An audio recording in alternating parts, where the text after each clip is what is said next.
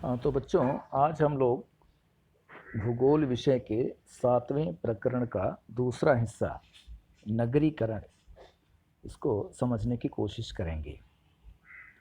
तो चलिए प्रारंभ करते हैं। पहले देखते हैं कि नगरीकरण क्या चीज़ है। नगरीकरण का मतलब होता है ग्रामीण भाग का धीरे धीरे शहर के रूप में परिवर्तन होना। जैसे आप देखते होंगे, शहरों के आसपास जो छोटे छोटे ग्रामीण भाग होते हैं, धीरे धीरे उसमें शहर जैसी परिस्थिति बनने लगती है। सड़कें बनने लगती हैं, मकान बनने लगते हैं, वहाँ और तमाम नगरीय सुविधाएं इकट्ठा होने लगती हैं और वो भी कुछ दिन के बाद शहर बन जाता है।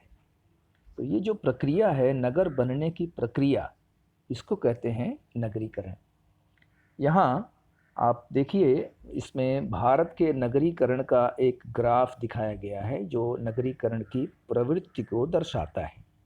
इसको ध्यान से देखेंगे तो बाईं तरफ इसमें नगरीकरण क्या है उसके बारे में बताया गया है। जैसे देखिए, यहाँ ये नगरीकरण दिखा रहा है और नीचे की तरफ वर्ष दिखाया गया है, अलग अलग वर्षों में अंतर देखिए। 1961, फिर 1971, 1981, 1991, 2001, 2011, इस तरह से दिखाया गया है। और इधर बाईं तरफ नगरीकरण का प्रतिशत दिखाया गया है, जैसे 0%, 5%, 10%, 15, 20, 25, 30, इस तरह से दिखाया गया है। तो आप देखिए अलग अलग वर्षों में नगरीकरण कितना हुआ है, उसको यहाँ इस लेसन में क्लियर दिखाया गया है। एक मिनट जरा।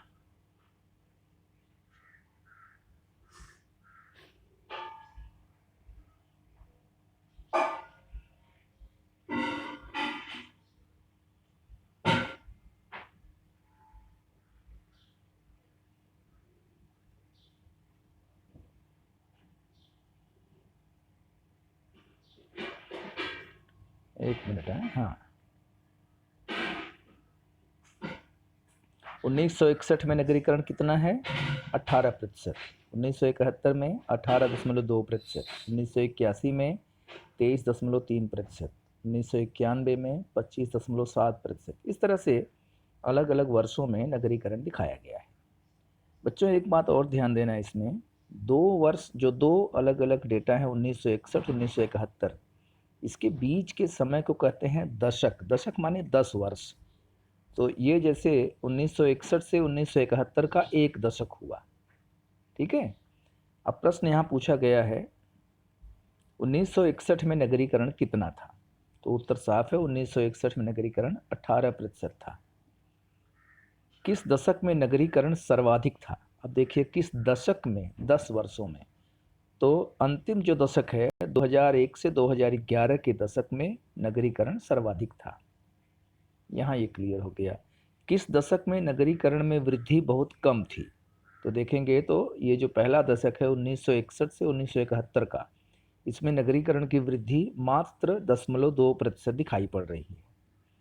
और अगला प्रश्न है, रेखालेख की प्रवृत्ति देखते हुए भारत में होने वाले नगरीकरण के विषय में आप कौन से निष्कर्ष पर पहुंचेंगे? तो जो नगरीकरण की प्रवृत्ति दिख रही है, इसके आधार पर हम ये कह सकते हैं कि भारत में नगरीकरण की प्रवृत्ति प्रारंभिक दशकों में धीमी थी, लेकिन अंतिम दशकों में यह थोड़ी सी तीव्र गति से बढ़ी है। लेकिन कुल मिलाकर कह सकते हैं कि नगरीकरण भारत में अभी भी धीमी गति से हो रहा है। ये इससे स्पष्ट होता है। नगरीकरण कम है भारत में, ये कुल मिलाकर के इसका उत्तर हो। वर्ष 2011 में अगर देखा जाए तो नगरीकरण केवल 31.2% ही दिखाई पड़ रही है। अगर हम विकसित देशों से तुलना करेंगे तो हमारे यहाँ अभी भी नगरीकरण बहुत कम प्रतिशत में है। यहाँ तालिका में अलग अलग प्रदेशों में नगरीकरण की गति दिखाई गई है, आप देख सकते हैं। सबसे अधिक नगरीकरण जो है वो अंतिम में चंडीगढ़, राष्ट्रीय राजधानी दिल्ली, यहाँ है। उसके बाद फिर गोवा, पांडिचेरी, दमन और दीव में भी नगरीकरण तीव्र है, लगभग 61 से 80%। और सबसे कम नगरीकरण देखना है तो 0 से 20% के बीच में हिमाचल प्रदेश, बिहार, असम और उड़ीसा में है। इस तरह से हम नगरीकरण की प्रवृत्ति को यहाँ देख सकते हैं। हालांकि भारत में नगरीकरण जरूर धीमी है, लेकिन नगरों में रहने वाली जनसंख्या में तेजी से वृद्धि हो रही है और धीरे धीरे नए नए नगरों का विकास भी हो रहा है। आप समझ सकते हैं इस बात को अपने ग्रामीण भागों से तुलना करके। भारत में नगरीकरण की स्थिति को देखते हुए उत्तर की तुलना में जो दक्षिण के राज्य हैं वहाँ नगरीकरण अधिक हुआ है। भारत के दक्षिणी क्षेत्र में जो राज्य हैं, जैसे गोवा में सर्वाधिक नगरीकरण हुआ है। यहाँ करीब 62% जनसंख्या नगरों में रहती है। दिल्ली तो बड़ा शहर है, वहाँ नगरीकरण हुआ है बहुत ज़्यादा, 80% के आसपास। तमिलनाडु, महाराष्ट्र, गुजरात और केरल जो दक्षिण के राज्य हैं वहाँ भी नगरीकरण अधिक हुआ है। और जो उत्तर के राज्य हैं वहाँ नगरीकरण कम हुआ है, जैसे हिमाचल प्रदेश, जम्मू कश्मीर, उत्तराखंड, बिहार, राजस्थान, इन जगहों पर नगरीकरण काफ़ी कम हुआ है। अब आइए देखते हैं जरा ब्राज़ील के नगरीकरण की बात कर लें। ब्राज़ील के नगरीकरण का एक ग्राफ यहाँ, ग्राफ क्या, एक तालिका दी हुई है, उसमें 10-10 वर्षों में नगरीकरण कितना हुआ है वो आप देख सकते हैं। अब देखिए 1960 में नगरीकरण यहाँ था 47.1%, 1970 में बढ़कर के 56% हो गया, 56.8%, 1980 में 66%, 1990 में 74.6%, 2000 में 81.5% और 2010 में 84.6%। जबकि आपने देखा होगा कि जो भारत का नगरीकरण था वो अंत में केवल 31-32% हुआ था। तो इस तरह से ब्राज़ील में नगरीकरण तीव्र गति से हुआ है। प्रश्न यहाँ दिया गया है, दिए गए आंकड़ों में कितना कालांतर है, तो कालांतर कितना बताना है आपको, 10-10 वर्ष का। किस कालखंड में नगरीकरण अधिक गति से हुआ है, तो किस कालखंड में आप बता देंगे, 2000 से 2010 वाले कालखंड में। आलेख का विश्लेषण करते हुए 5 वाक्य लिखिए। तो आप बता सकते हैं कि किस वर्ष में कितना हुआ, किस वर्ष में कितना हुआ, इस तरह से 5 वाक्य बना सकते हैं।